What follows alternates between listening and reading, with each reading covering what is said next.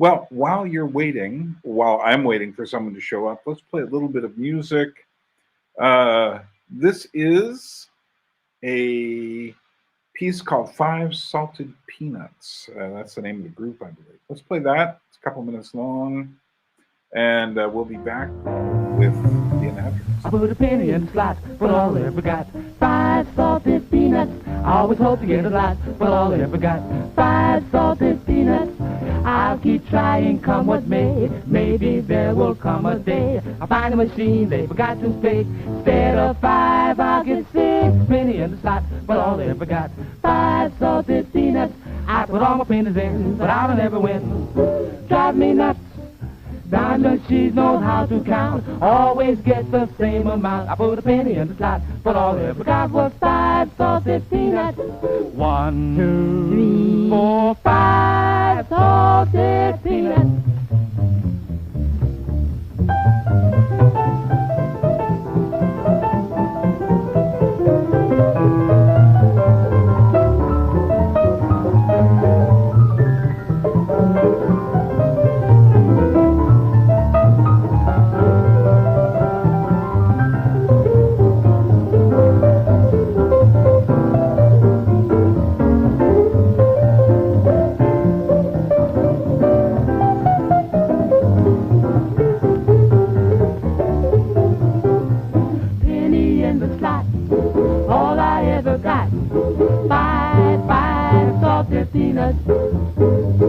Hope you get a lot.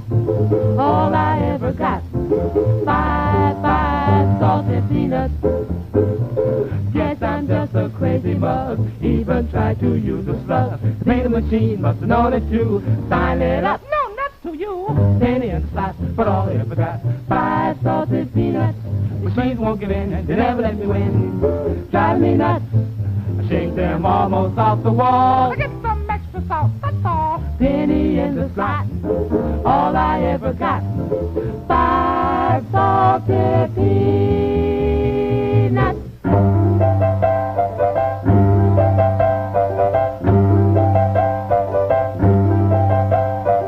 Guess I'll try that jive again. Maybe this time I will win. Babble, babble, babble, babble, babble, babble, babble. 5 salted peanuts.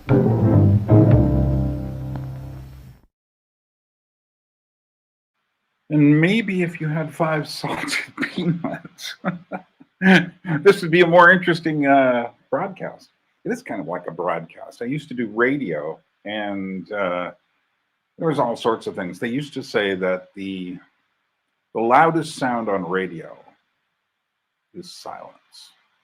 And that kind of holds true for YouTube. I would say a black screen and no words, but it's different because you're choosing to be here in a way that you don't choose the times of the radio station. And so we get worried when suddenly there's no sound on a radio station. I used to get really worried about that because I was the person responsible for keeping the sound on the radio station. I was the program director as well as the music director. This was back at KHNS in Haines, Alaska. Someone wrote to another radio station once and said, if you really want to know how to do radio, get in touch with Byrne Power at KHNS, which I thought was nice. Someone had heard the channel, and I used to get away with a lot of things. Well, welcome to the Anadromist. This is Byrne Power. Live streaming, but this will end up being something on the channel. I have lots of announcements, things to show you, kind of preview for you. Also, if you have any questions, feel free to write them down and I will take them. We'll do that. I'll also discuss the book. If you've seen the announcement I made about my little puppetry book, I'll discuss that a little more. And I am going to be taking a 2-week trip to Florence, Italy at the beginning of January for 2 weeks. I found some very cheap flights and lodging, so it's not costing me that much. Although I realized my financial situation has gotten a little tighter since then, and I was thinking that'd be nice to be able to eat while I'm there. So maybe someone will feel like chipping in and getting me a meal. So yeah, welcome to the channel. Things have been going good. Have you noticed that I have divided a lot more of the channel in half? And so I'm keeping more ramblings, dialogues, philosophical, theological things on the Anadromous channel. And on the other channel, I am doing the Anadrome. I'm doing a lot more media. So if you were watching over there, you probably noticed that I was doing an awful lot of horror stuff. Well, it was October. People seem to like that in October. And I've got a video coming up. It's nearly done, of how did Jimi Hendrix get his sound, which sounds like, well, didn't you listen to other recordings and the blues and such, you know, pop music and all the rest of it? And the answer is, well, yes, he did. But yet what he did was so different. He created heavy. He wasn't the first person to make heavy sounds, but that is my point, is that Jimi Hendrix is one of the most important people, not because he's the first person to come up with heavy sounds, but because he was the first person to channel it into a specific kind of use, which would eventually become, well, it started off immediately as hard rock and then became heavy metal, those sounds, and then eventually they would move into punk rock and a speeded up version and all sorts of other stuff like that. And it became a very important thing for a while. It's not so important to us now, but it already did its work. And its work was to suggest that there was a lot of tension, modernist tension, under the surface of everything. So that's coming up on the Anadrome. Also coming up on the Anadrome. Well, actually, while we're here, is anyone want to say hello? If you do, please say hello, and I will respond. Again, questions are taken. I see I've got a couple people watching, and but I'm going to go through a little bit later, and we're going to talk about some of the things that are coming up on my different channels. Some of the things have already come, some of them are coming. So lots of previews, lots of things like that. And a little bit later, I'll also talk about why I'm going to Florence and the method I'm doing that. And I'll probably put out a video about it. I'll certainly put out a video on it when I return, but I will discuss it more a little bit later. Essentially, I'm doing two things. One is I've always wanted to go to Florence, but I don't want to just go to Florence. I don't want to just simply be a tourist in Florence.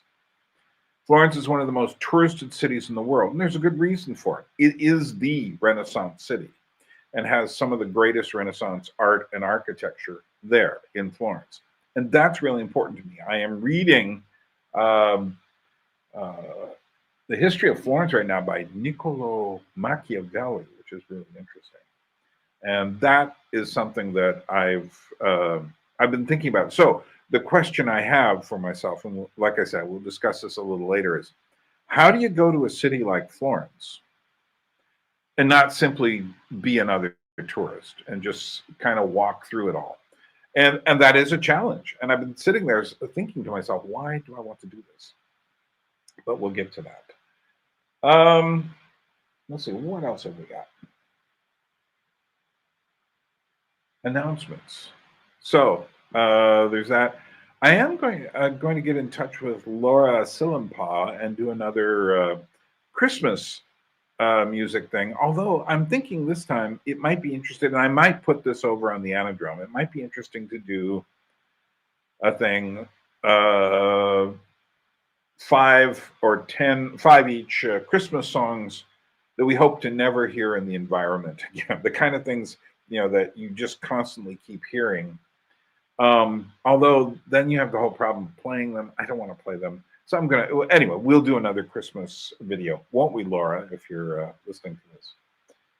Then, let's see. I do have a lot coming up here. The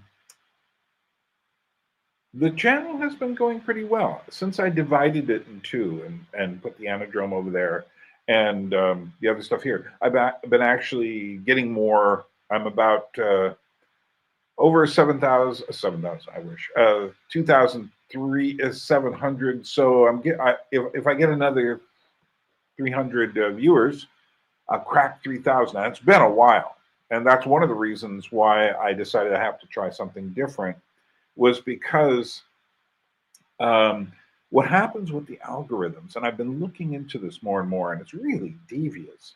And I also have watched occasionally the kind of channels and videos that people make about how to get the algorithms to notice you, and it makes me want to just like, because it's like, I don't want to do that. And what that is one person just said, you have to make your videos for the algorithms.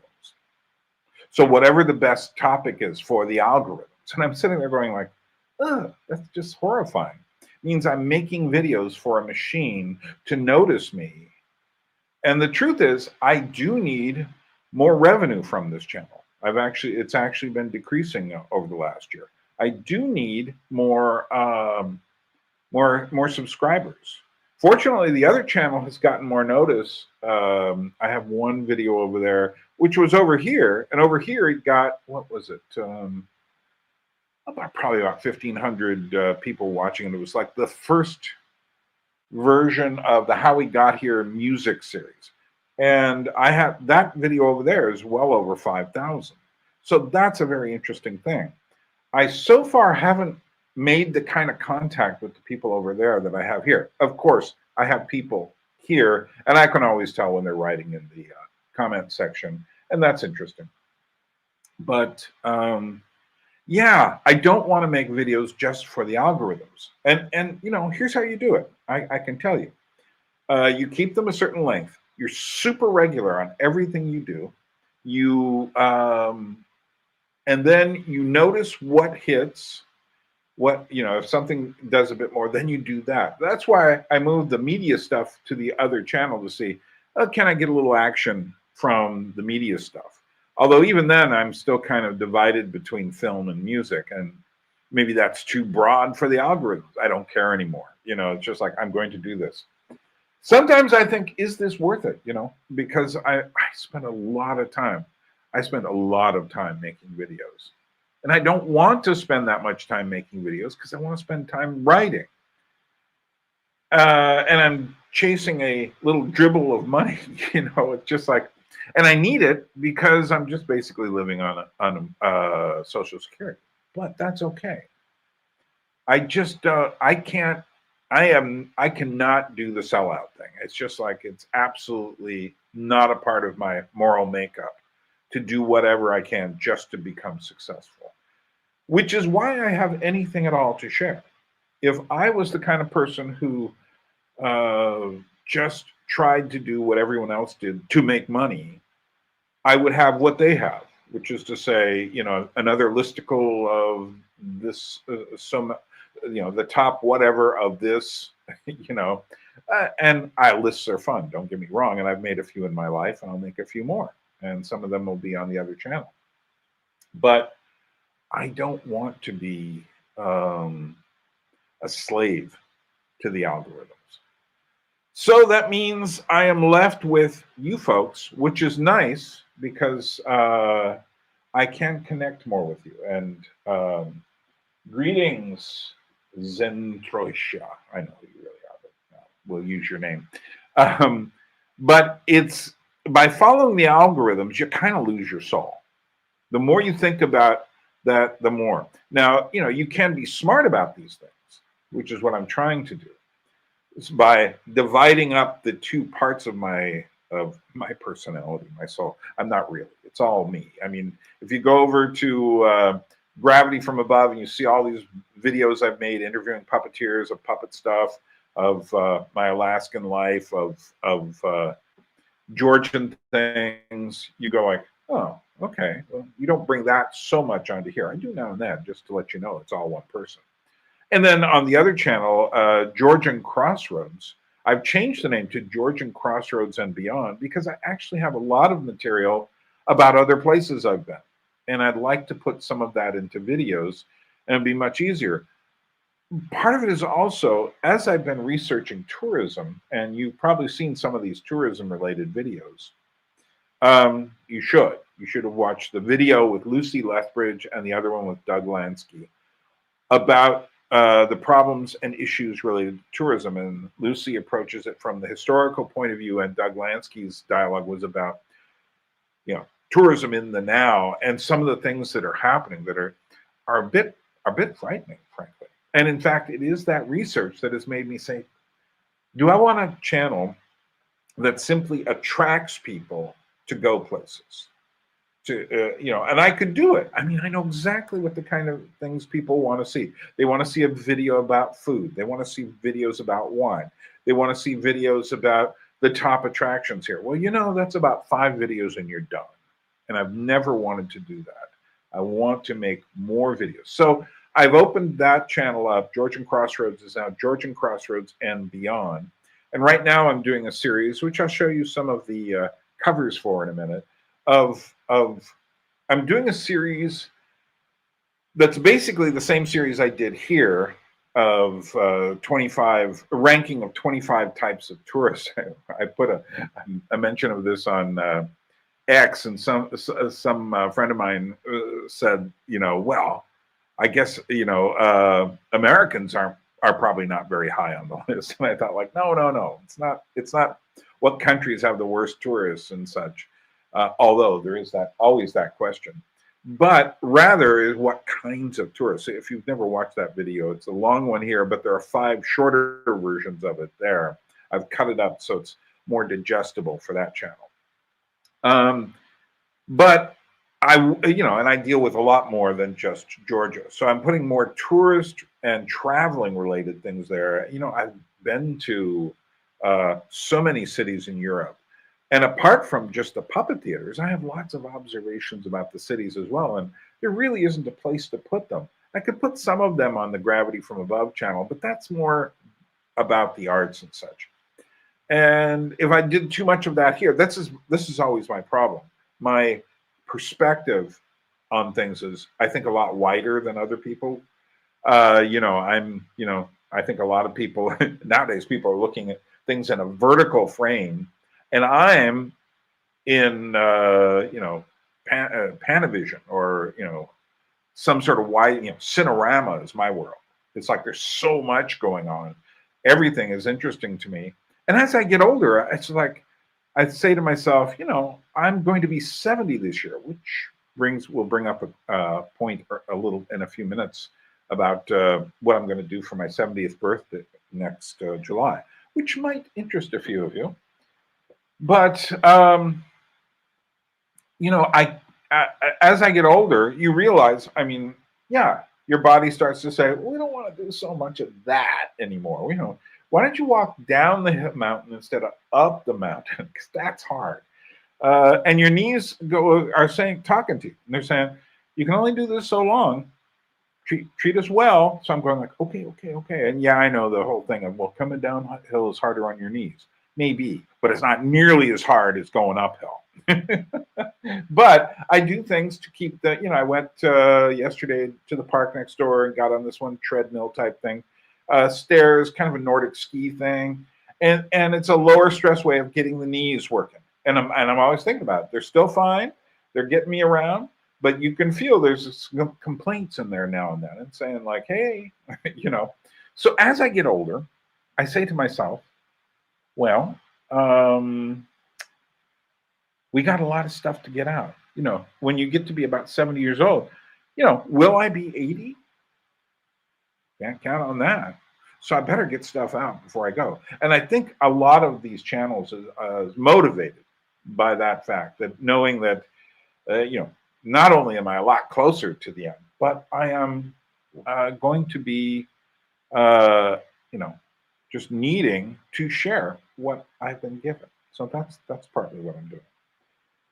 Okay, so it seems like not many people are out there yet, but people will watch this tomorrow or later tonight or something, and that's fine with me. Let's play another song. This one's going to be a Georgian song by one of the Nakeuri sisters. Let's listen to something by Nino Nakeuri, and she's doing a beautiful song here with. She has an old man singing with her and a few people behind her while she's playing her Anadromous.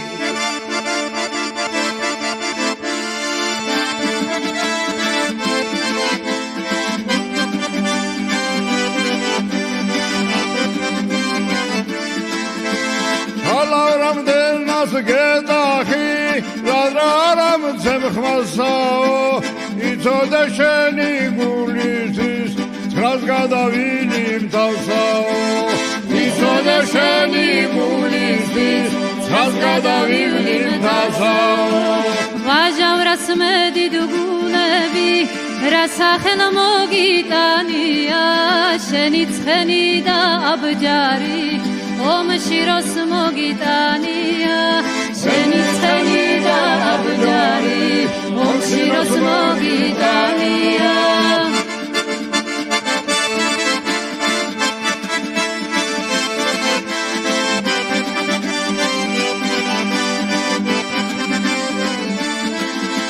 Avdarim kagi dardeva, roam khdebim tazeda, maksheni bronis pechita, iare vode namzeda. Maksheni bronis pechita, iare vode namzeda. Netainis nad maktsiya, gadmovi vlidi karita, iktavit qebdit vimasa. Satsa shenachna vacharita, ikdavit qebdit vimasa. Satsa shenachna vacharita.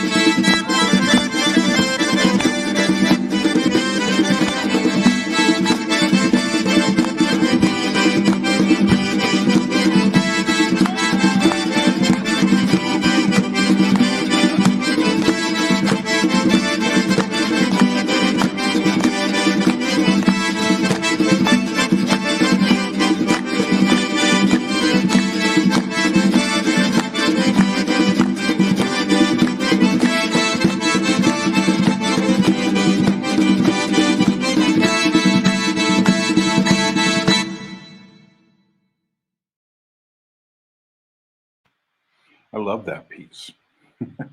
There's a moment there when the older man kind of sings slightly out of key, and the girl Nino, who's playing the garmony, their accordion, it turns and looks at him kind of like, but then they go, whatever. But then you have the lovely couple who comes out there, they're probably in their 70s or so, dancing this ancient dance. I love that. I love that. Okay, well, I see I've got a few more people who jumped on. Welcome aboard. And Sean from Canada, glad to have you aboard.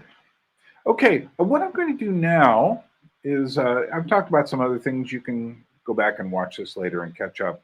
What I'm going to do now is kind of switch the way I am showing this, and let's see if I do this. Yeah, that's good. And then I'm going to show you some of the things that are coming up here.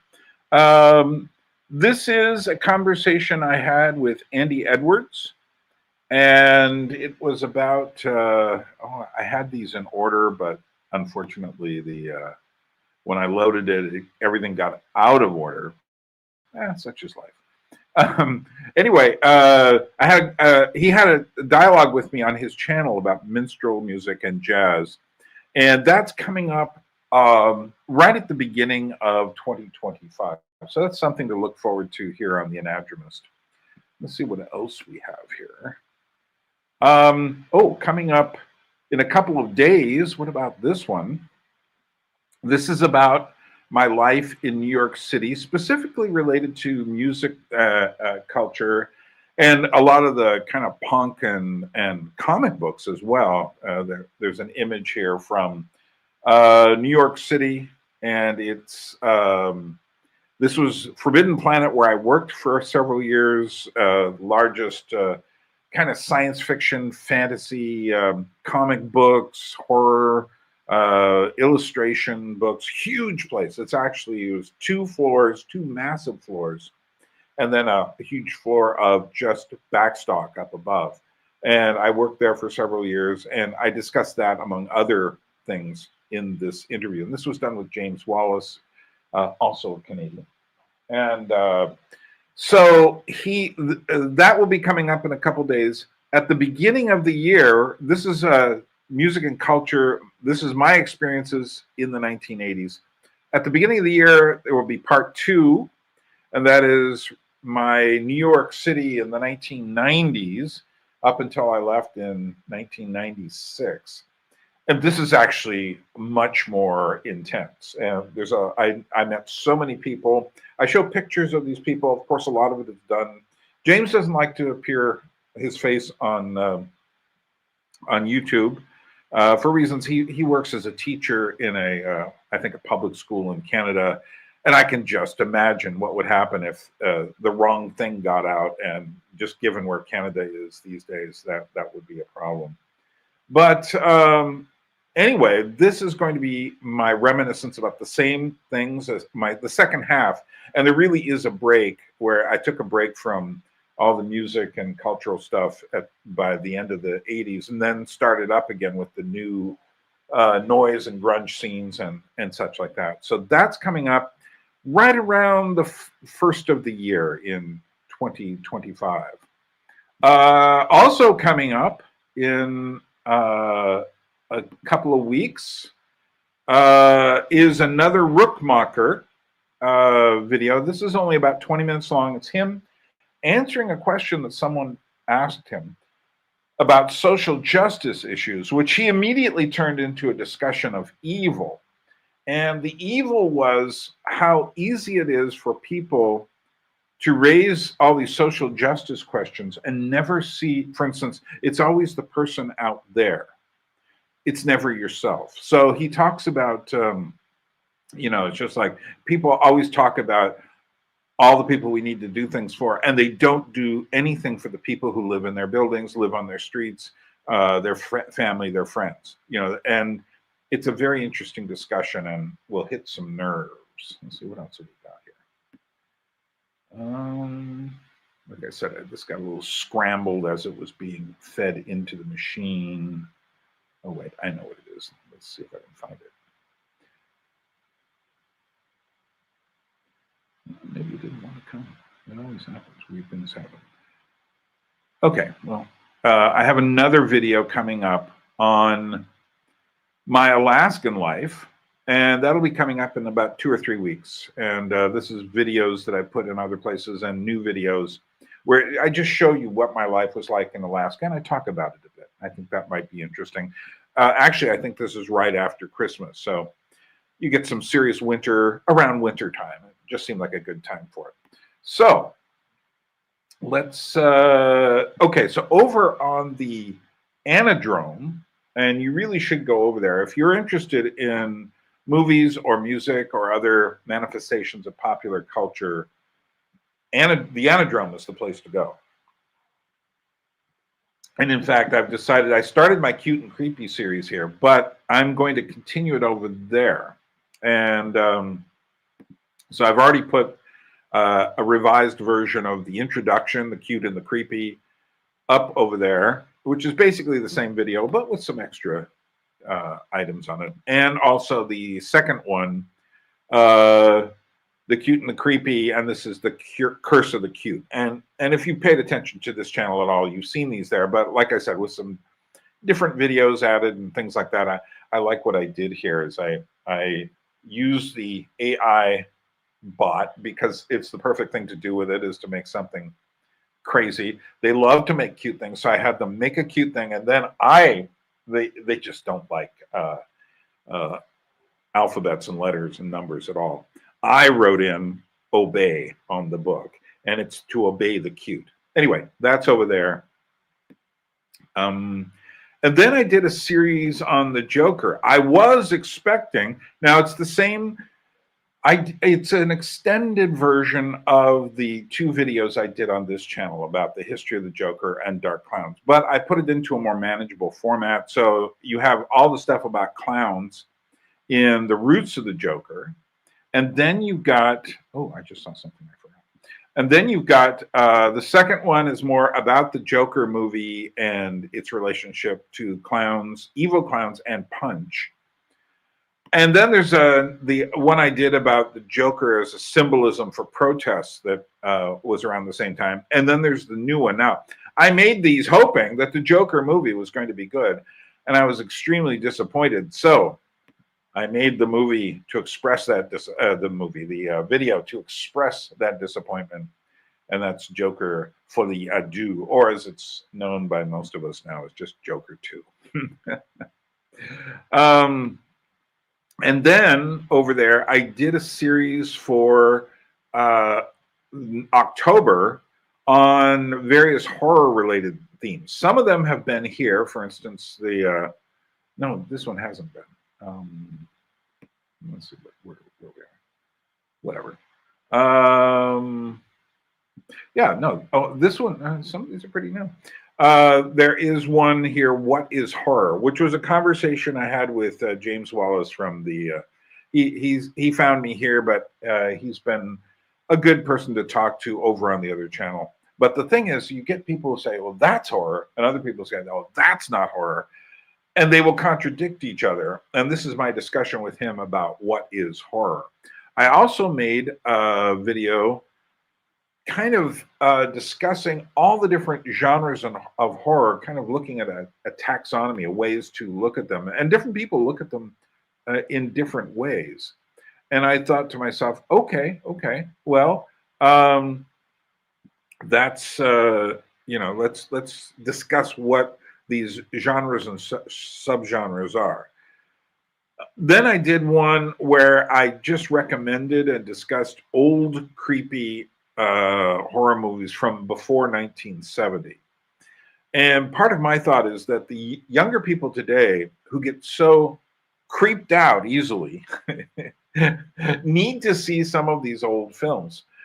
Not because they just need an education in older horror films and whatnot, but because actually some of these older films now have taken on a new life because they're done in such a way that is considered creepy by people, say, under 30. And so this was my 5, was it 5? I think 5 films. Maybe it was 10, but maybe it was 10. But it was these films that I thought, oh yeah, it was 10. There was 4 of them were made before 1924, 24 and earlier. These old, strange, silent films, which I am constantly inspired by, and I thought that would be a good thing. Then we've got, I see a few notices here from people I'll get to in a moment. There was one more, and that was I went through Variety recently did the 100 best horror movies of all time, and this is my reaction to it. It's not a long video, but I do quickly go through the list and make a few of my own rather pointed remarks. Also, oh, here's one I forgot that's coming on the Anadromist, but I'm not sure when. And this is not a horror video. This is Women Are Under Attack. This is about women, and I think everyone's going to find that very interesting. I'm just going to put that out there. I'm not sure exactly when it come out, but we've got the title for it. And also over there, I've got my introduction to Georgian music with my friend John Graham. I've added more Georgian music to that one. And then likewise, my video on Neo-Tarantismo, which is also here. And I've got a few extra videos on that as well. But I did that because I wanted to make sure all of my music and film stuff is over there at some point, or at least most of it. Then over on Gravity from Above, I have put out in the last month or so, the last couple of months, I put out 4 videos of more really glorious dancing from the Erisioni troupe. And I have these sitting around. People like them. They end up getting thousands of likes. And so I said to myself, well, I better get some more from the certain period that I was recording these shows. I haven't been doing it lately, but maybe I should do it again. But things have changed. So that is something. If you're really interested in dance and such, I'd go over to Gravity from Above and go check that out. The links are always below in these the description section. Then over on Georgian Crossroads and Beyond, as I mentioned before, I'm expanding the subject just for not just Georgia, but also the Beyond travel around the world. I took this long video that I did here on 25 different styles of tourism ranked, and I divided it up 5, 5, 5, and started making videos over there. I love this cover. Yeah, this was AI, but sue me. AI is good for creepy things. That's all I can tell you. It's not good at all for lifelike or beautiful or anything like that. It always turns everything into plastic. But here, for some reason, this Godzilla-esque creature is among the worst tourists you could have. And then I made one that dealt with cruise ships and stuff. So zombie tourists invade Europe. I love that. And then there was one, Is Life a Beach? Basically. And now we're at the point where we're getting to kind of the middle ground, dealing with problems that tourists have and problematic tourists. And then finally, this last week, we got to Are You a Good Travel? And finally, we've gotten out of the realm of tourism into the realm of traveling. And there's one more video coming, and that's the top 5 of how to be a good traveler. And then we got 3 more over on my Lacrimatorium channel, which is the mystery channel. This is where I put up my works of art. When I went to Alaska, I got some of my early sound experimentation on DVDs there. And I have put these up over there, but I've given them some visuals to go with them. This one, I just call it Aboriginal Drone. It's Aboriginal Australian music from about 1905, recorded on an Edison cylinder, sounding like the whole recording is cracked, played with an weird organ harmonium drone that I did myself. Also, now that one's come down. This one hasn't come down yet. Distorted harmonics. And this was my playing with this weird harmonium type thing called a sonnet, but doing some strange stuff with the sound. And then finally, there's a collage with different voices and music slowed way down. I took a disco piece. It was called The Natives Are Restless. And I slowed it way down to like 16 RPM because that's what I had on this vinyl turntable. And then I added all these voices and everything. And it turned out to be quite interesting. It's for Christmas. It'll be over there around Christmas time. So there you are. Those are some of the things that we have for you. And I hope you find them interesting. So let's see what's going on here. James, Sean from Canada. I already said hello. James, I found your original talk on minstrel shows the most level-headed look at the sensitive subject that I've come across. It shifted my perceptions and allowed me to appreciate the impact on culture. Yeah, one of the things about this, and this is what Andy Edwards and Andy Edwards used to be a drummer. He still is a drummer, but he was in the Band of Joy, which was Robert Plant's band after Led Zeppelin. And he was in that swinging the drums around. And he and I get into the whole thing of the forbidden topic. That's a very interesting thing. Again, that's 2025. It'll be here while I'm in Florence for a couple of weeks. Vibrant Goo. I found you through your videos on propaganda. It really made me realize how widespread and covert it is. It isn't that Jacques Ellul says about propaganda. It's not so much that it's covert. It's just that it's everything coming through mass media, including this. That is to say, I have to work really hard. This is why I talked about at the beginning how I can't follow the algorithms, because there's something wrong with that. Yeah, you make more money, and yeah, I'm kind of broke, but there's something wrong with following the algorithms.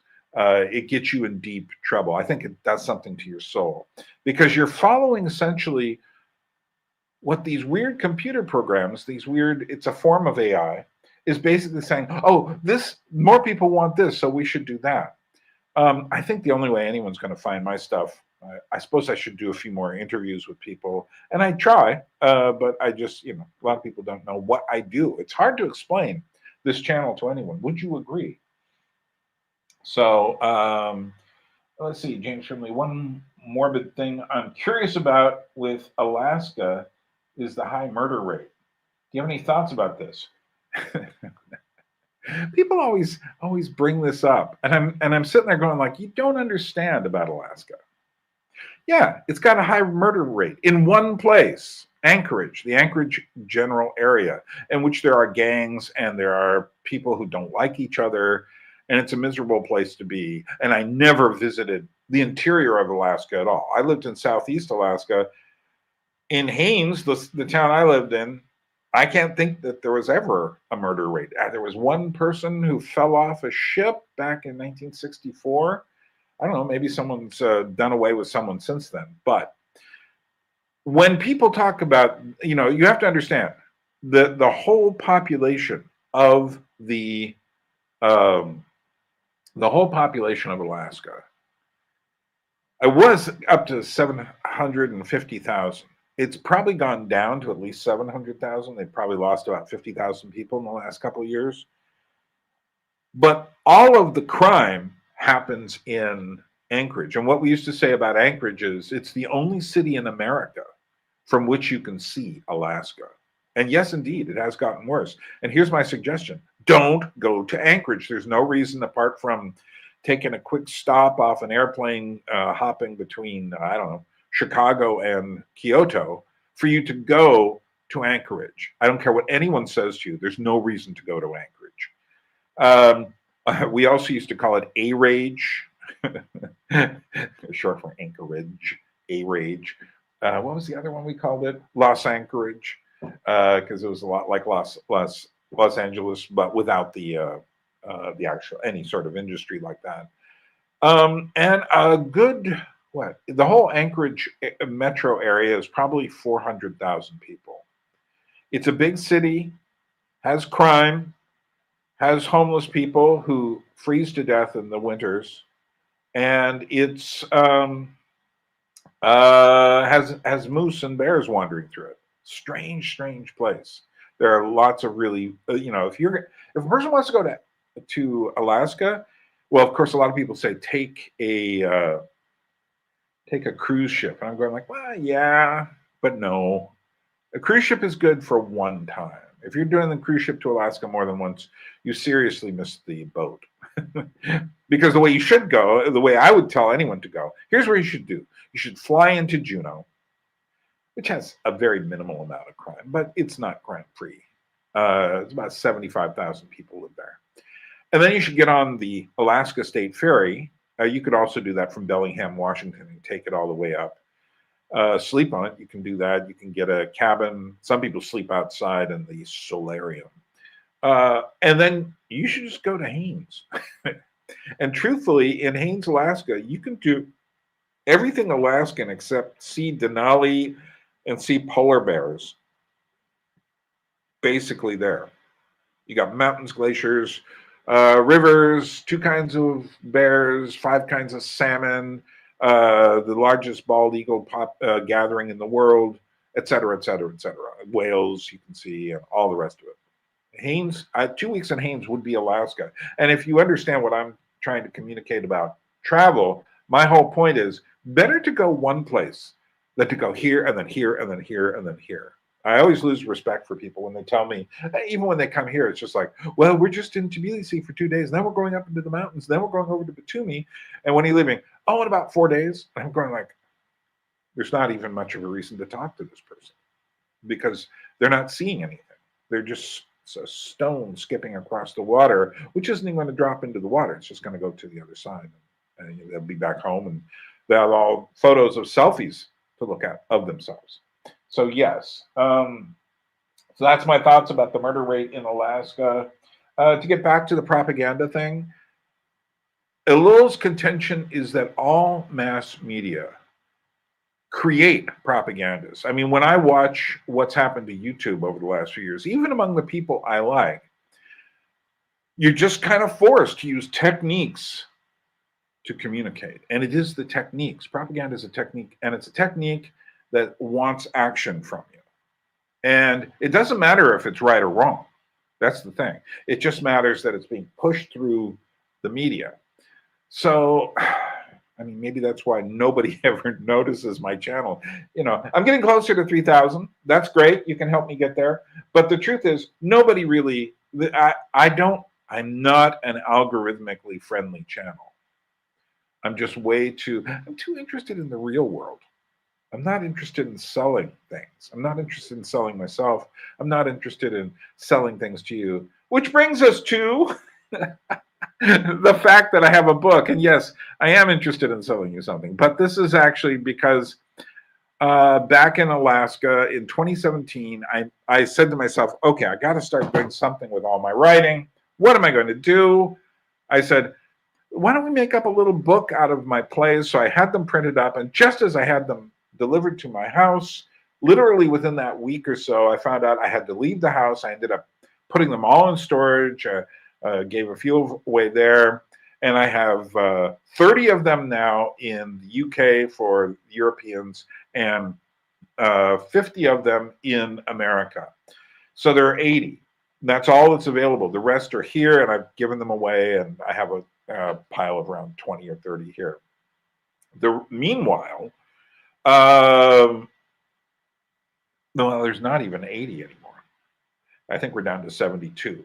So the point is, well, actually, let's just play this, then we'll come back and talk about it. So yeah, I lied. I am trying to sell you something, but I'm actually not trying to sell it to you. I'm trying to get you to support the channel. And in exchange, you get a weird little piece of history.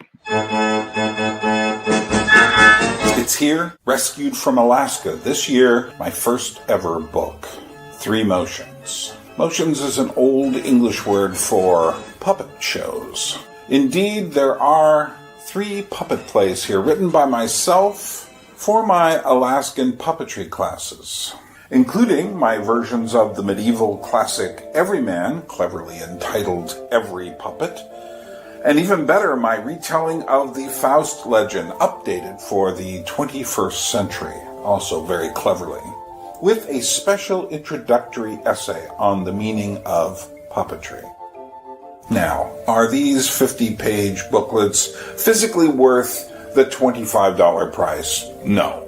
But this isn't about material possessions. This is about being part of this odd channel and whatever it is we're doing here, trying to understand things. And these little booklets are unique. Each one is numbered and signed by yours truly. When they sell out, they are gone. I will never reprint them. Special deals if you want multiple copies for a production of your own. Just let me know you're doing it. That's $25 for the USA, Canada, Mexico, most of Europe. There may be some corners, like, I don't know, Russia, etc., and might require some extra money, as would Asia, Latin America, and Africa, or Tonga, or Australia probably. I'll have to add another $5 or so, depending on where you're from. But part of the money goes to my assistants who are shipping these from me from their respective American and European locations. Use the links below, PayPal, GoFundMe, and make sure you add the word book, B-O-O-K, book, to let me know this is not just a normal contribution to the channel, which you can still make. This book will not last long. Help me keep the channel alive.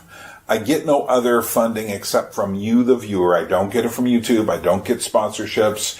It's up to you. If you appreciate what I do on this channel, get a book. It's a great way to remember what this channel was about, and it'll be something unique because they're all signed and numbered.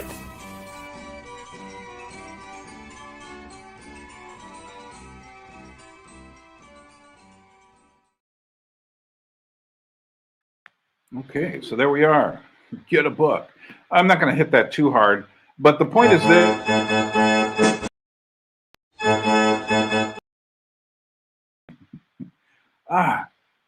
sensitive cursor finger trigger.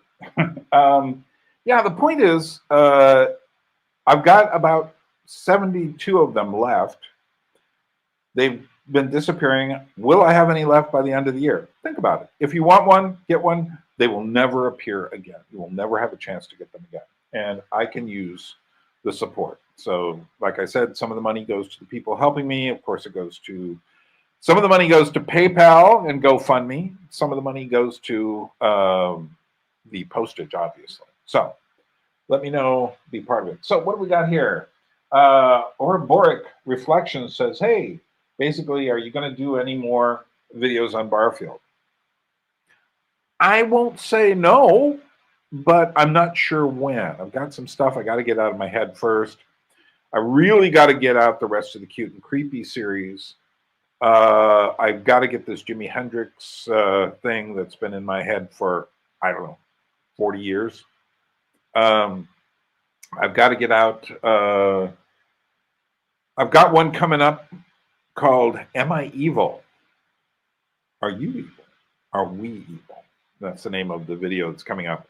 That will come before the end of the year, and it kind of goes along with the Hans Ruckmacher video that I mentioned earlier, the Ruckmacher discussing evil.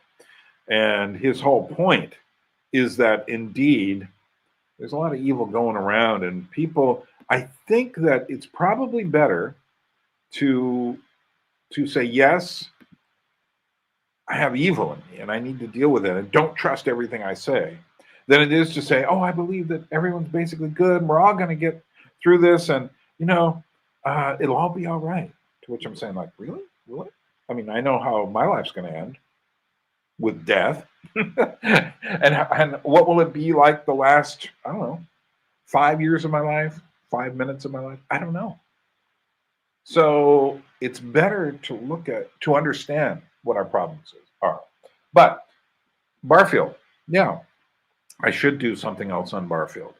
And I will think about it. I will probably think about it in relationship to what he said about images and creativity. And I've already done one on final participation, but I want to do something that's a little bit more pointed towards the connection between ourselves and reality.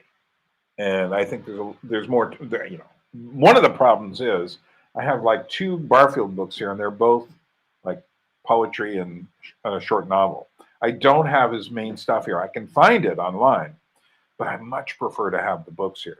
So one of the big project for the next 2 years is, next 2 years, a year and a half or so, is to bring the real library here. And it's like, you know, don't get me started on that. We're not doing that today. But anyway, yes, I will consider that. Thanks for reminding me. Any more questions out there? Who else is there? Say hello. If anyone wants to come on, let me know, and I will send you the link. If you send me an email to reckoningmotions@yahoo.com, which is my normal place to get mail stuff. So there we are. Okay, what else did I want to talk about? Oh, I know. Let's talk about, so this coming year, I am going to turn 70 years old. I'm not going to turn, I'm going to complete my 70th year. People get this all wrong. I think women really do. We think that, you know, once you've turned a certain year, you're now 71, 70, 50, 30. But if you think about it, we get confused about this with the calendar as well. And we jump the gun every 10 years on when the decade ends. But since there's no year 0, when you get up to, your first year of birth, when you get up to the first birthday, you just finished one. You're not starting one. You're not now one. You're now working on two. And I think a lot of people don't understand that for some reason. It becomes a kind of a thing of people saying like, okay, now now I'm 70. No, now I'm done with 70. And that's what's coming up in July. So what I'm going to do, I'm going to do a couple of things here. One is I'm inviting friends, some of my older friends, to come before my birthday, which is on July 22nd. And they'll come a week before or so. But I've decided to also have a second gathering in Georgia then, which is going to come people arriving just a couple days before my birthday and then staying for another 8 days or so afterwards. 8 days in total, something like that.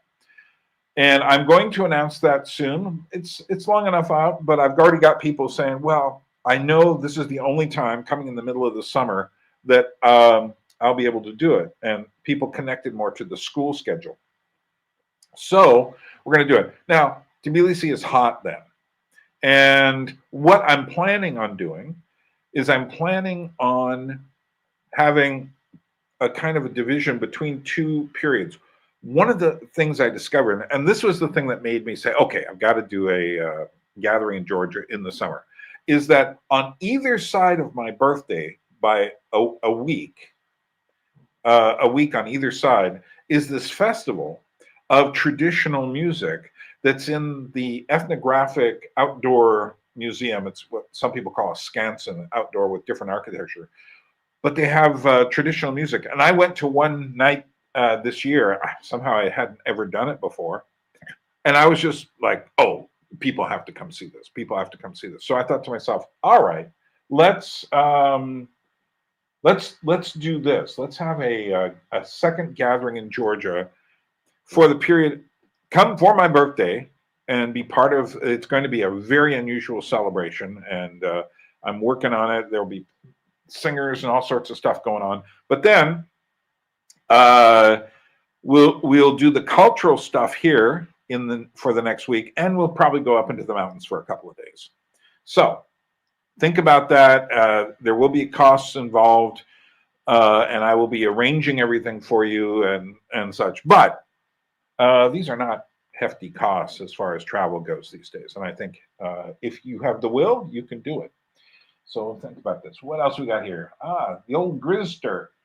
A Pokemon drill did this hole in the wall so Byrne could Pikachu.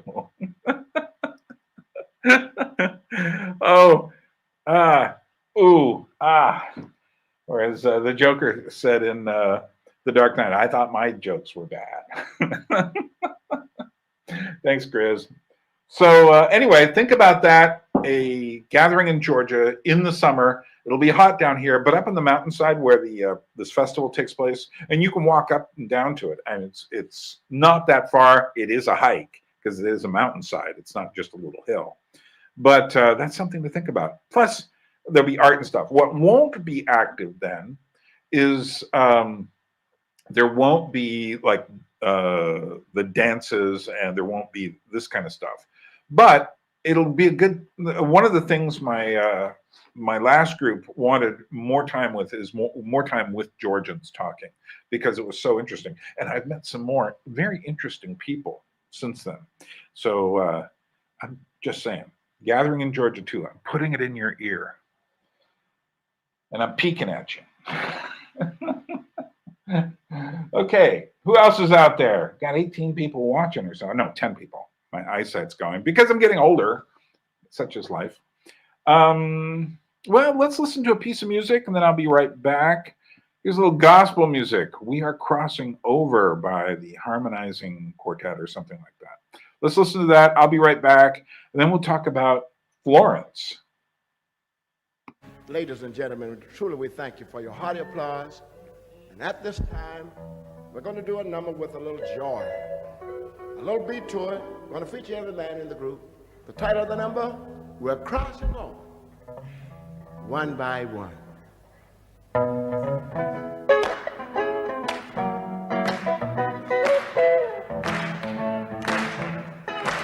we're crossing over. Yeah. We are moving on. Yeah. Don't let it catch you. Whoa, yeah. Yeah. We are crossing over. We are moving on. Yeah. Don't let it catch you. Whoa, yes, sir. Hey, seeking the Lord, only yet may be found. Is it mine and please, my Lord? Let my ticket shine for glory. Touch it up for me. Crossing over. Yeah. We are moving on. Yeah. Don't let it catch you. Whoa, yes, sir. I made a green, how sweet the sound. She was ripped away. Almost alone, right there in town. Alone, now I see. Yeah, we are moving on. Yeah, I don't let it catch you. Oh, yeah, yeah. Call me that love, Lord. Let your joy be known. Joy, sweet as calm. Then my shoulder around the throne. I'll sit over. Yeah, we are moving on. Yeah, I don't let it catch you. Oh, yeah, yeah. Trying to keep my hand. Mighty God, glorified. Every dying soul can sing. Waiting for the time. I'll sit over. Yeah, we are moving on. Yeah, don't let it catch you. Oh, yeah, yeah. Hey, a man in green, how sweet the sound. Save a wretched like me. Once was lost, but now I'm found. Right now I see. Crossing over. Yeah, we are moving on. Yeah, don't let it catch you. Oh, yes, sir. Inch by inch, a day by day, a year by year. We are moving on. Yeah, we are crossing over. Yeah.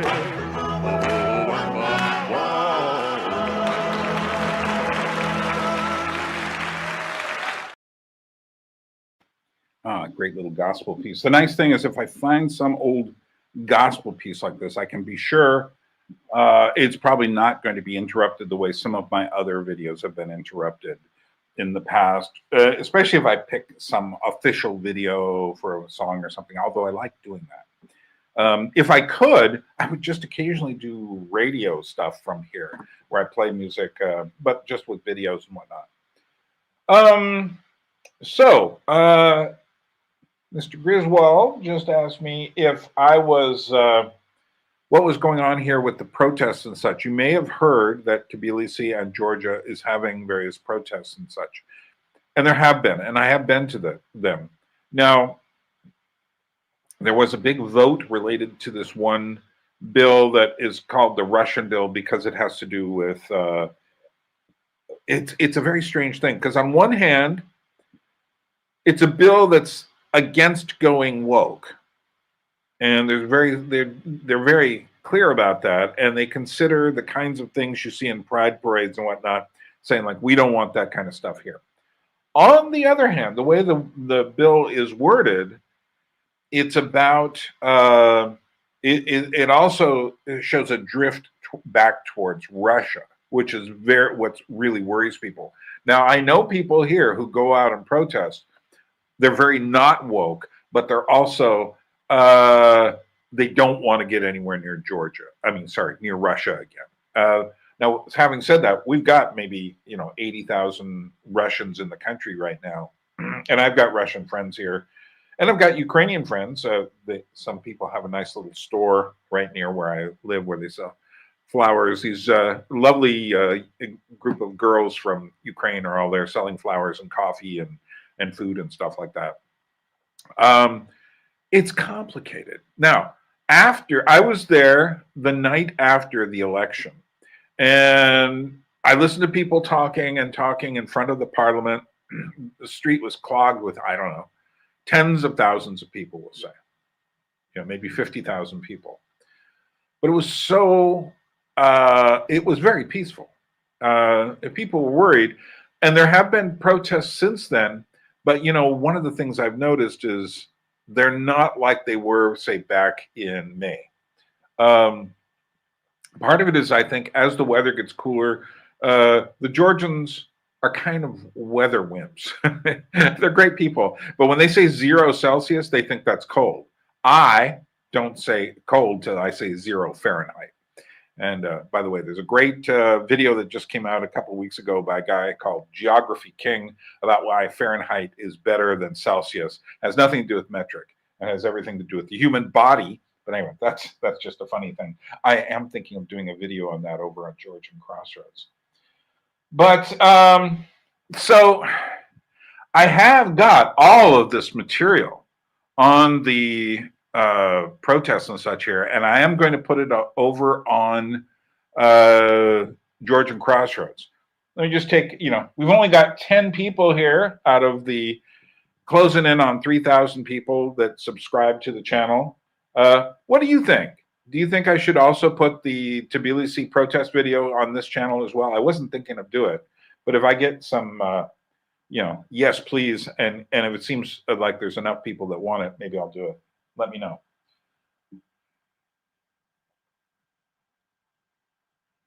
Yeah, that is true. That's a good point, Grizz. How do we go anti-woke and not pro-Russia as a political conflict? Because I think Putin is essentially evil. And I think that to go towards him, believe me, when I hear the kinds of censorship that are in Russia now, it chills me. And I don't want anyone to go.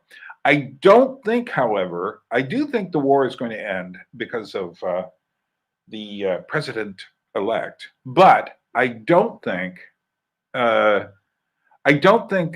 going to move any further because, in fact, he's a bit worried about Trump. Trump is a loose cannon. My whole point is, Putin looked over at the Afghanistan insanity of us leaving all this stuff behind and all of our friendlies, and just said they're not going to do anything. Sure enough, and I think if Trump were in office at that point, Putin wouldn't have moved. So, but we don't know. Nobody knows the answer to these questions. And I have to talk to my dear Ukrainian friends who are near here, and I have to kind of look at them and go like, I just hope it works out. But then again, I don't think anyone knows. And I've lost a couple of friends, one who's a Georgian, but she's half Ukrainian. And when she heard that I preferred Trump to Kamala, she's actually in America now. She just got there. She'd been there for 2 months, but she'd already been talking to the East Coast elite kind of people because she's working in the universities. And she said, well, how can you think you know more than them? And I was just like, oh, I can't explain this. And, but yeah, tension. But we'll see what happens. That's all I can say. The protests since then have been pretty polite. I haven't seen them spreading. It's kind of like a regular schedule. Fortunately, the government hasn't reacted to it. If the government reacts and then there's some sort of incident, that's where things get weird. And hopefully, I think the Georgians know that well enough. They don't want to go back to the 1990s where you had shooting on the streets, on the main street in front of the parliament here in Tbilisi. Okay. Yeah. I know France. But then again, it's France and Britain and certainly Poland. But you know what? It's Europe. and they need to kick in and do something, you know. But I try not to get, I don't do a lot. I tend to do more with history and a little prognostication than I do dealing with the politics of today. And the reason for that is we never know what the politics of today actually are as we're living there. Let's see. Curious actually, why divide the videos across several channels? I like the idea of one big variety channel. It would be nice, but here's the thing. I'm sure I've got people watching my videos over on Georgian Crossroads who want nothing to do with Owen Barfield. And I'm sure I've got people over on the Puppet and Dance and Whatnot channel, Gravity from Above, who would be very surprised by some of the subjects we're talking about. So then also, I just know if I put too much of my actual art on here, people go like, what is this? And I've already had enough of that to know, like, okay, you know, the people who would be interested in my art are not the same people interested in the channel, which is why there's that channel. And then I divided it up between media stuff and ideas more because I wanted to, I saw, for one thing, my channel statistics are weird. So I did a lot when I was trying to raise money to get to Alaska last year. I could see my channel statistics just dumping, but I had to do it because I really needed to try to get back to Alaska. And I'm really glad I did, even though it was a very difficult journey for me, just health-wise, and it was kind of depressing what was going on in Alaska and such like that. But I felt that, you know, the best way for me to go about doing this was to split these up. I can get more people who will follow me because more people are addicted to media. And yet at the same time, I think many of them in a healthy way, they want to know, what does this movie mean? What about that music and such? So I'm developing a different world over there. And when I have done too much movie and music stuff here, I can tell there's not a lot of kickback. Some people love that stuff, but then there's enough that I'm sitting there going like, yeah, like I said, I've got too many interests and not enough time. And I don't make hardly anything doing these. I mean, you know, if you want to suggest a number a month you think I'm making, I'm sure it's lower than that. But I feel my main motivation for making these videos has always been, as much as I hoped it would help provide, and I need that, is that I need to get this stuff out of my head that I've been observing all of my life. And like I said, I'm going to be 70 years old this coming July, and I need to do something about that. And I mean, I've had such a riches of experiences and thoughts and such, which brings us to the thought questions in a moment here. That it's like it becomes, you know, like I say, will I be around another 10 years? Can't say. Got to face death in the face. Can't turn around from it. So it means, you know, people say, well, I had a friend here say, well, don't you get kind of lonely being alone a lot, working on stuff? I go, not really. Well, for one thing, I can talk to people and I do conversations, and I have friends here. I don't have them come over all the time. I have one friend here who's an American. He seems to go out every night. I'm like, I can't do that. You know, I have way too much to do. But that keeps me going. So one of the reasons I'm doing the whole book thing right now is because I do have to find ways to make a bit more money on this channel. I am right now, I have fewer people who've signed up for like monthly stipends now than I did back in 2021 or 22. And it's just the way things are going. And I don't blame anyone because the economic situation is weird.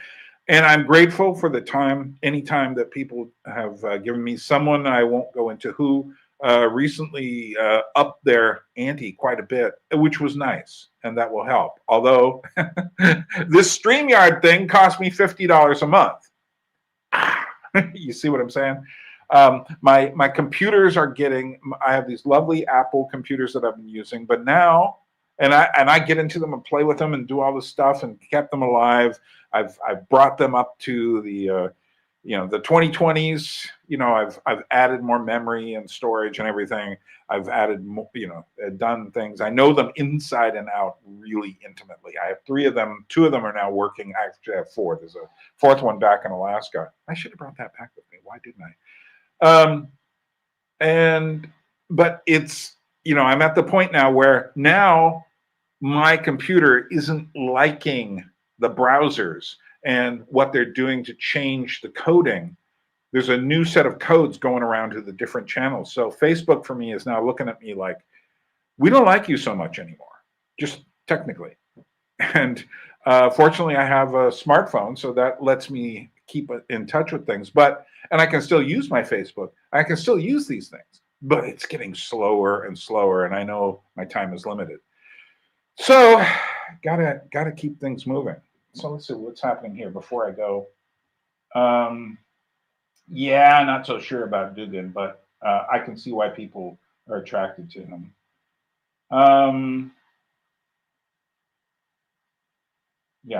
Yeah, exactly. You're here for the big idea stuff, that sort of thing, which is why this channel remains the center. And if someone is on one of the other channels, I just had someone discover my puppetry channel today and go like, wow, this is so amazing what you've discovered. Maybe this person will drift over here and maybe not, or maybe they'll take 5 minutes looking at some of my videos and going, what kind of person is this? Which is what I say when I look at the mirror. Okay, there was a question going back here about, let's see, we've had a few friends, missiles, blah, blah, blah, blah, blah. Oraboric Reflections wanted me to talk about, have you ever dipped your toes into phenomenology and or hermeneutics? Both seem very pertinent to the topics you're interested in. Toes, yes. Whole feet, no. And I'll tell you something. I've got a couple friends here who are serious philosophers. I've had friends at different stages who are serious philosophers.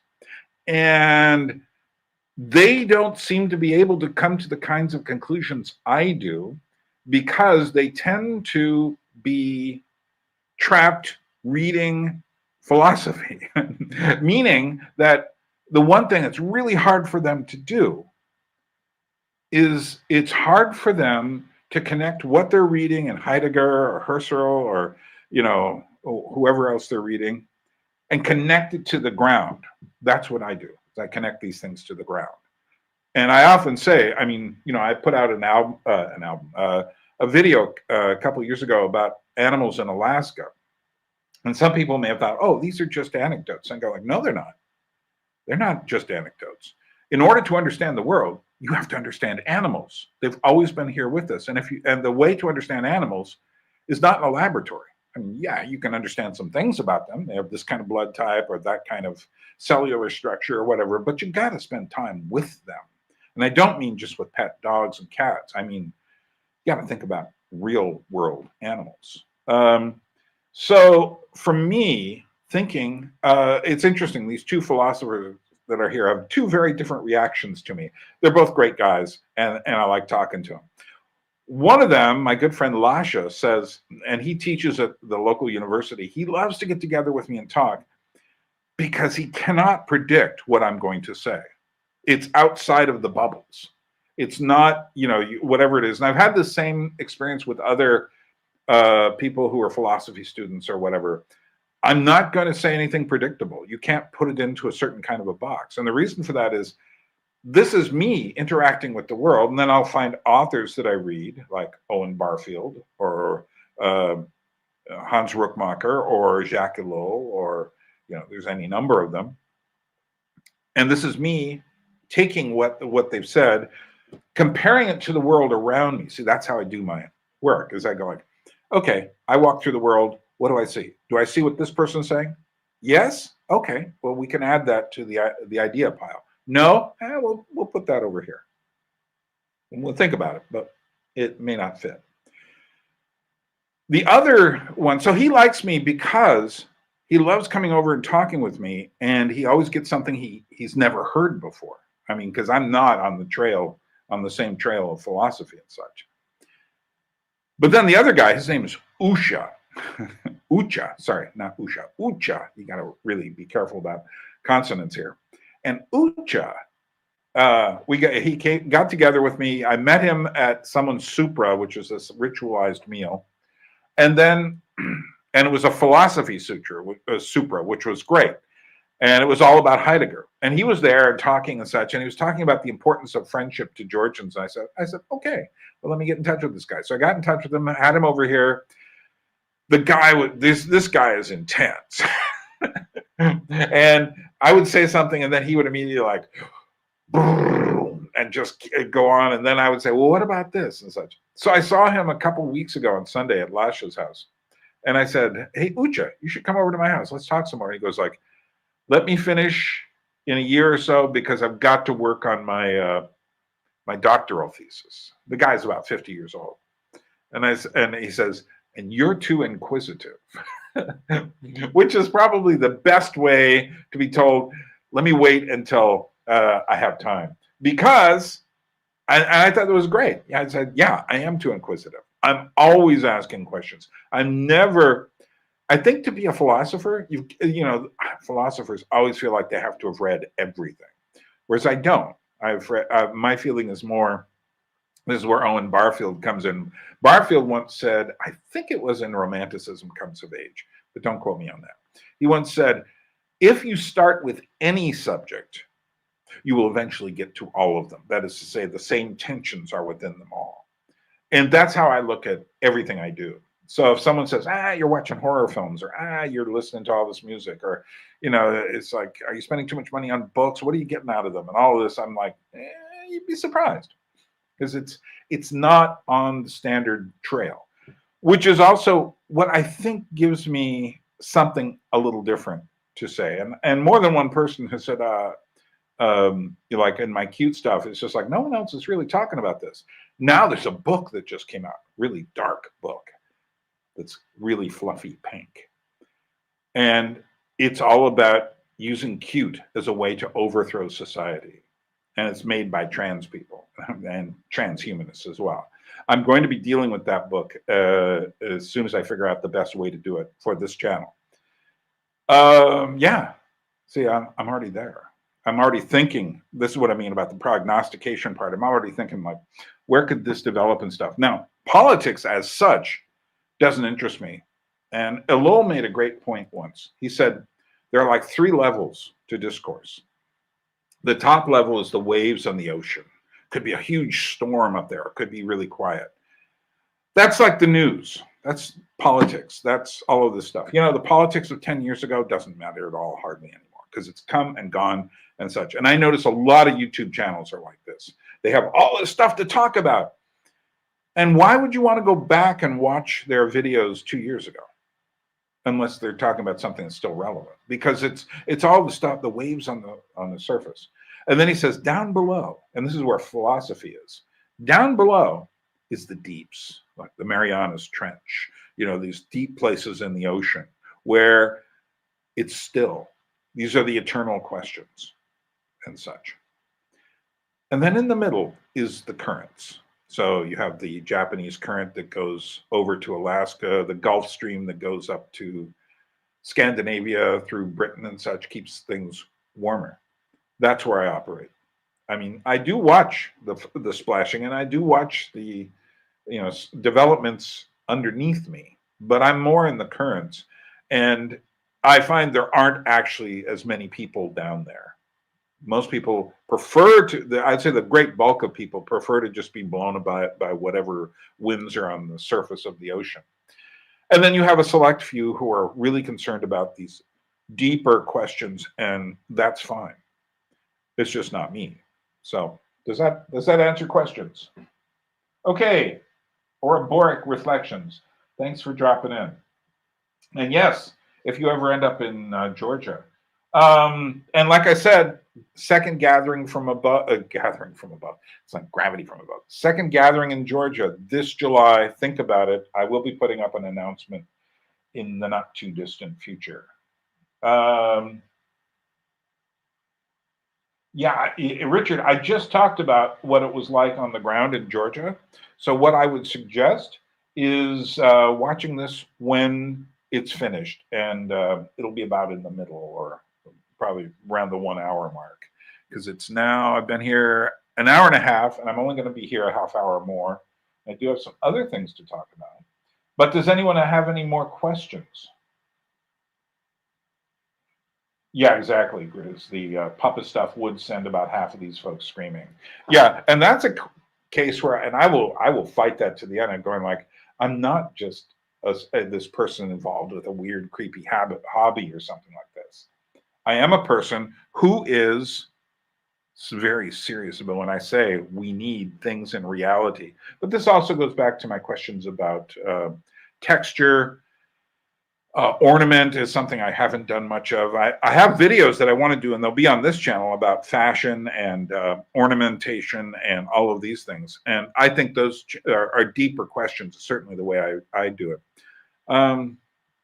But yeah, so let me play one more short Georgian piece of music, take a slight break here, and then I will be back in 2 minutes and 46 seconds. And if you have any more questions, ask them. Right after this, we'll talk about why I have to go to Florence, Italy.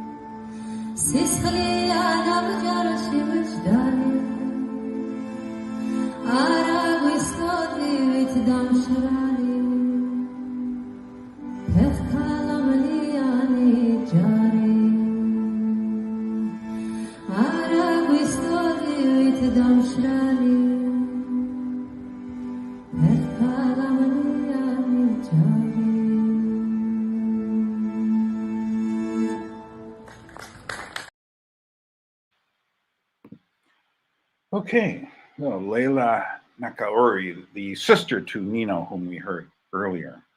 That's all the music I got for us today. But reminder, get a book before they disappear. There were 80, now they're only 72. And let me talk to you a bit about Florence and why I want to go there. You may have noticed my discussion with Paul Vanderklay about his trip to Florence that I did a couple months ago. And that was not an accident, my wanting to talk with him about that. Because I had decided, I actually, when I still had a bit of money, I said, ooh, I want to go to Florence in January. I no longer have my residence permit here. It fell out this July because I don't have a job here that I did when I first got it. So that means every year I have to leave for a certain amount of time and step out of the country and come back. And then I starts another 365 days of my residence here. So this year I decided I want to go to Florence, and I'm going there for one major reason. I want to learn about the Renaissance. I also hate tourism, and Florence is a place that gets so many tourists. So I picked the quietest time of year I could find, the first 2 weeks in January, which happened to also be an extremely quiet time here. It's a time when it's still part of the Christmas season here, but I don't get invited to people's houses on Christmas Day here. It doesn't work like that. So it's better for me if I go there. And well, the nice thing about that is there'd be far less tourists than there would be, certainly in the summer, but also in the high seasons. I'm purposely missing Christmas as well, because I know people like to do Christmas traveling. And one of the things I've been thinking about as well, now how do you travel to a place like that? You've got all these expectations. I certainly do. Well, one of the things I'm doing is I'm reading Machiavelli's History of Florence, which was written during the Renaissance, talking about everything. It's really fascinating. For one thing, talk about not getting the, someone's social justice view of history. Oh boy. It's great. I love the fact that I can read someone from 500 years ago and get their idea of the history of Florence, and to learn that way. Also, I've found some good videos on YouTube, both for places to visit and for history and such as well. So I'm getting different things. I'm piling up stuff. Now, what I did was when I bought the tickets, this was back in the early summer, and my situation has gotten a little tighter since then, my financial situation. So I certainly have the money. Everything's paid for as far as the hotel and the airfare, and it was very inexpensive from here to there. And the hotel I found very inexpensive, so I'm not spending much money. However, it's gotten tight enough that now I'm starting to think about, hey, what am I going to eat? And I need to pay for these museums. So if anybody feels like contributing to that, or buy a book, and that would help me in that regard as well. I am going to do at least one more of these in early December, and looking for a little bit of help with my meals as I travel. There's one meal in particular that I know is going to be expensive, but I'll only probably do it once in my life, and it's called steak Florentine, and it just looks absolutely incredible. But I won't do it unless I get some help. So such is life. So I'm going to go to Florence, and one of the things I've done is not, I do a lot of research before I go anywhere. I don't want to go there as a tourist. I want to go there at minimal least as a traveler. And there are a couple of guys. My friend Jill lives in the Italian part of Switzerland. He might be able to drop down and spend a couple days with me. There's another guy there, John Luca, who works at a bookstore there. I'll probably hook up with him, and we'll eat a meal or something together. I like meeting people. I found there was a Pinocchio museum there, which is puppetry related. So that's the thing, is I always am doing what I do. But here's the thing. I've had books on Botticelli for 30 years or more.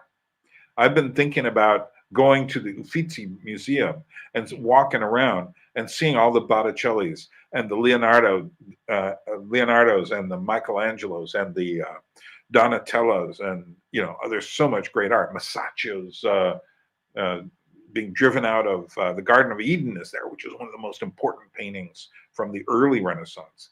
So I'm getting myself ready. Now, when I do that, I am going to share a couple of different versions of my trip. One, the more travel-oriented version on Georgian crossroads, but two, the real, what I thought while I was there will be on this channel. So you can look forward to that. Any more questions out there? Who's out there? Anybody else want to say hello? If you have any questions, this is a good time to do it. I will only be here another 20 minutes. So do say hello. What else have we got here? I've done that. Showed you all those pictures. Announcements. Your questions. Yes, Florence. The book. We've already discussed the book. You should help out the channel and get one. And so, well,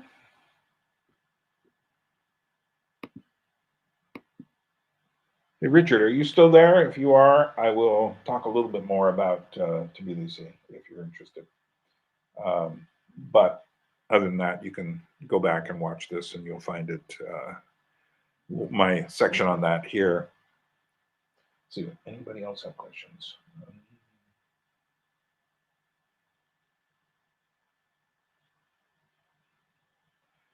Yeah, my life here has been good.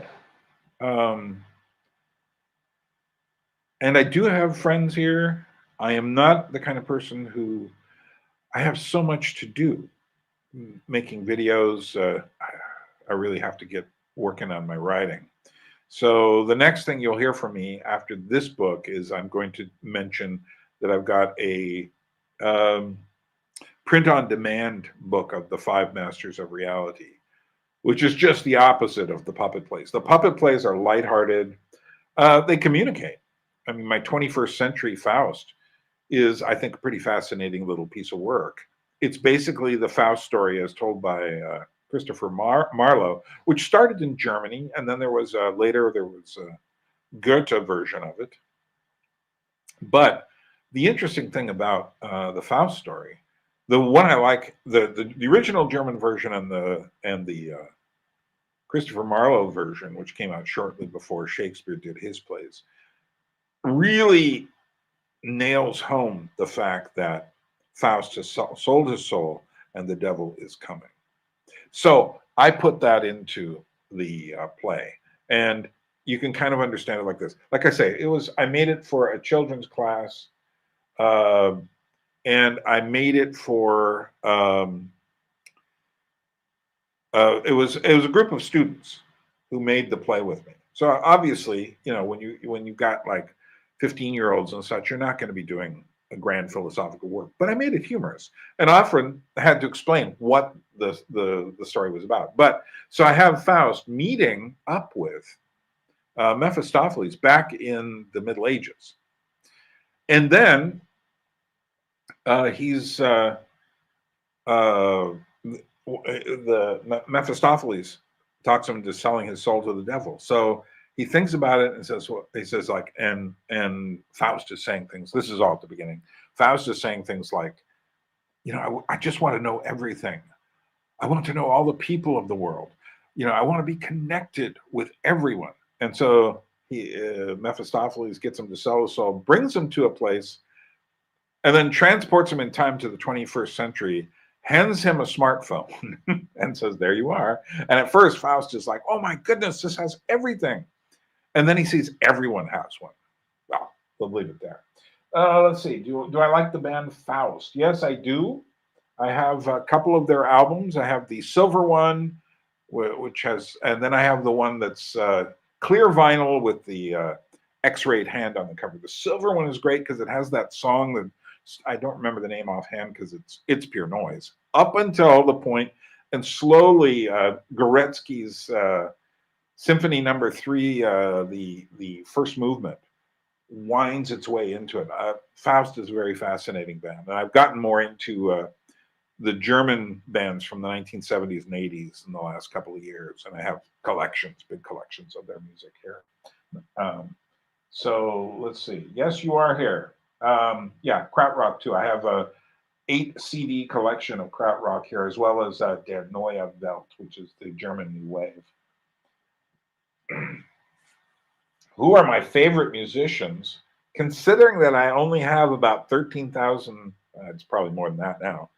Well, we'll say 13,000 pieces of vinyl and CDs. I have more than one. I go through phases where different kinds of periods. So it's, yeah, I've been in a kind of a German phase recently, but I'm just as much into, I mean, it really depends. Once my head kind of gets into a certain location, literally, then I start doing it. So let's see, what role has the U.S. State Department and you said had in funding the NGOs? I am sure. Okay, so let's talk about the NGOs and Georgia in our final 10 minutes here. The NGOs are here. Yes, of course. And I am sure that Mr. Musk and Ramaswamy are going to find plenty of weird stuff being funded by them.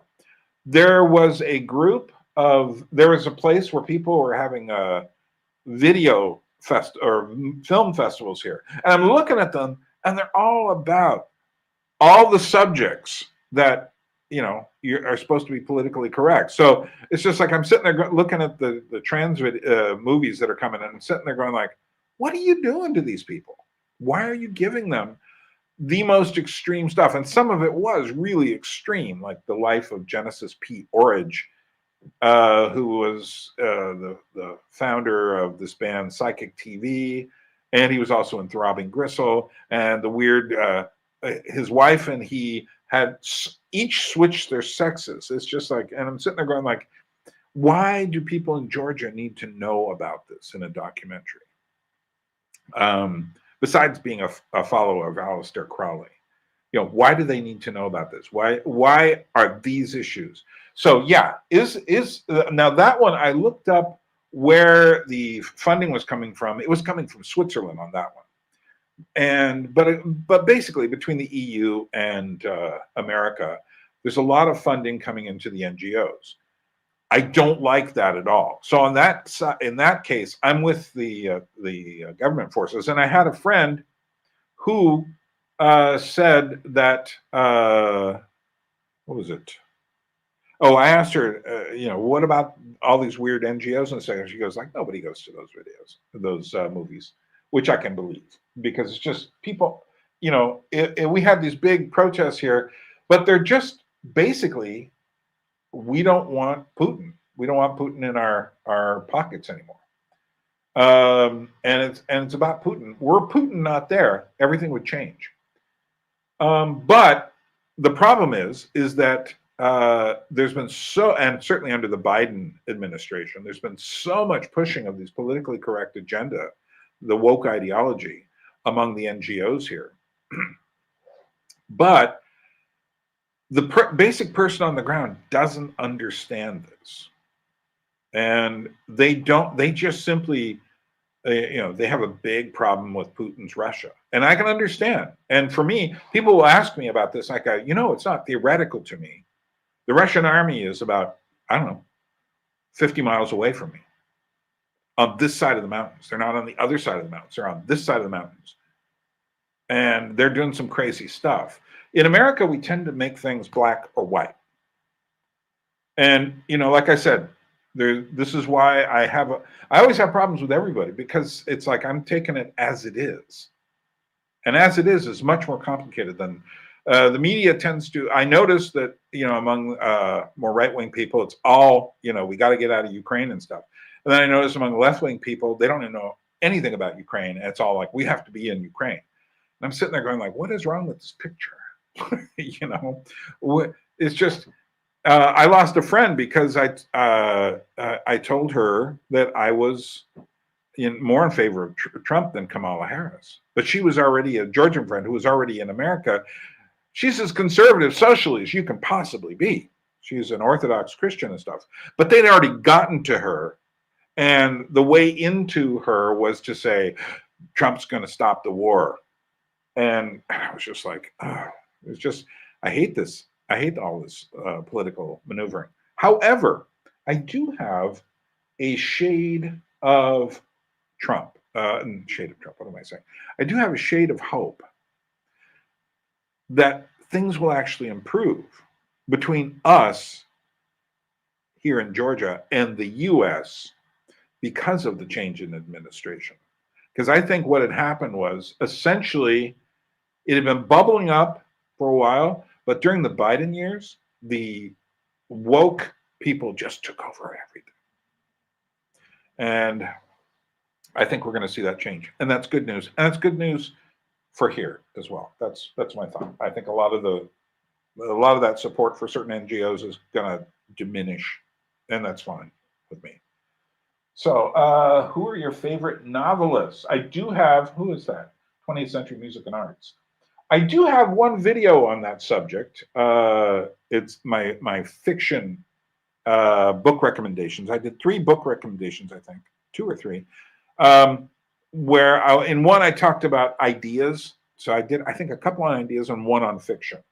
But quickly it would be, let's see, who would it be?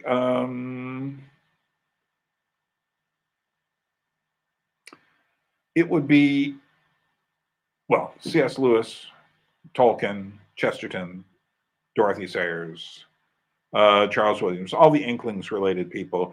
George MacDonald is a huge influence, more than all of them, and he influenced all of them. And I particularly love his dark fantasy novel for adults. It was called Lilith. But I also like his fairy tales as well. So those are like Mount Everest for me. Then I like Richard Adams, his rabbit books, and Plague Dog, Shardik, Maya, all of those. I like Mark Twain, big Mark Twain person, Edgar Allan Poe.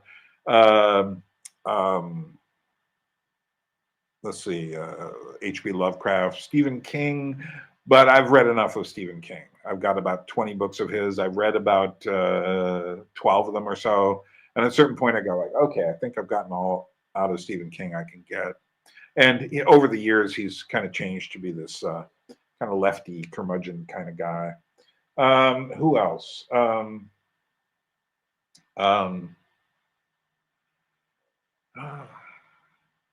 Well, I like Jane Austen. I have read Moby Dick. I think it's a great book. A book which brought me to tears was Uncle Tom's Cabin. You always hear the word Uncle Tom used as a bad slur against Black people, but the book is amazing. Let's see, what else? I've read different horror authors like Dan Simmons and Dennis Etchison and Thomas Tessier, all of these people. I really like, and since I've been here, I've spent much more time reading old fairy tales, and I find them fascinating, especially if you can get as close to possible to the original versions. They're fascinating. I think I have most everything here. There's probably a couple of books I could probably get that would improve my collection, but not much. And so I spend a lot of time. I love comparing different. Yeah, Dostoevsky. Oh yeah. Dostoevsky's in the top one, and also Solzhenitsyn is up there too. I really love First Circle and One Day in the Life of Ivan Denisovich and Cancer Ward are absolutely brilliant. And he's got the huge book that The Red Wheel. I have 3 parts of it here. There's another 3 or 4, maybe 5 parts of it back in Alaska, so I can't start. I've been waiting to start it for, and I'm sitting there going like, oh, books, you're so far away. Kafka. I hate to confess, I have not read any Kafka. Maybe someday I will rectify that. I also hear his journals are quite interesting. Borges. I have the most important Borges book with the library and all the other short stories sitting on my wall here. I've gotten that, so hopefully I'll get to that soon. I did read the one of the short stories there. I read, there's this collection which is now worth so much money, and it wasn't worth that much money when I bought it a couple years ago. And it's a collection of American horror and supernatural fiction. And there was a 3-page short story in there by Thomas Tessier, which was the most chilling thing I've ever read. And because it was so matter of fact, and it was a world I understood. And it was like, this guy's walking through the city and he goes to this underground club and he's sitting there, and everyone's sitting there, and they're waiting for something to happen. The music stops. A man comes out and disembowels himself, and people kind of give scattered applause, and then he leaves. And I was just like, ah, you know. But I think the whole point, Tessier is a very odd stylist, but the whole point is that actual, like, everyone's so bored, and that even that doesn't rouse them. And I think that's what I saw in New York City amongst the scenesters and the punks and performance artists and such. Just this, and he obviously understood that kind of world. And so to me, that every now and then I just think about that. Yeah, you just walk into some weird place, and then that happens, and then people just walk out back into the night. Weird.